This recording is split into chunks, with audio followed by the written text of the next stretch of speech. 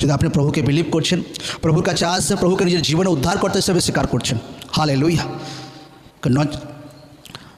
দুনিয়াতে আমি দেখেছি একটা ব্যক্তি যতই টাকা কামাক, যতই দুনিয়া ঘুরুক, কিন্তু সেই পিস, সেই শান্তি হামেশা তার জীবনে অধুরা থেকে যায়। হামেশা একটা ব্যক্তির জীবনে খালিপান থেকে যায়, একটা কি যেন ভেতরে জীবনে খালি থেকে গেছে। দুনিয়াতে কোনো ব্যক্তির জীবনে সেই খালিফান, সেই অভাব একমাত্র ঈশ্বরের বাক্য দ্বারাই দূর হয়।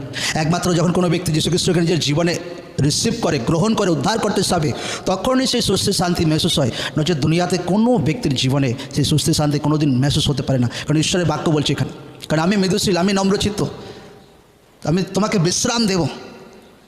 মতলব ঈশ্বর আপনার আত্মাতে রেস্ট দেবে, পিস দেবে। আর কেন আজ দুনিয়াতে কোনো ব্যক্তি আত্মাতে রেস্ট নেই। লোকরা সামনে একরকম দেখায়, ভেতরে লোকরা বহুত দুঃখী থাকে, ভেতরে লোকরা বহুত ডিপ্রেশনে থাকে, ভেতরে লোকরা বহুত হিংসালু হয় একদম।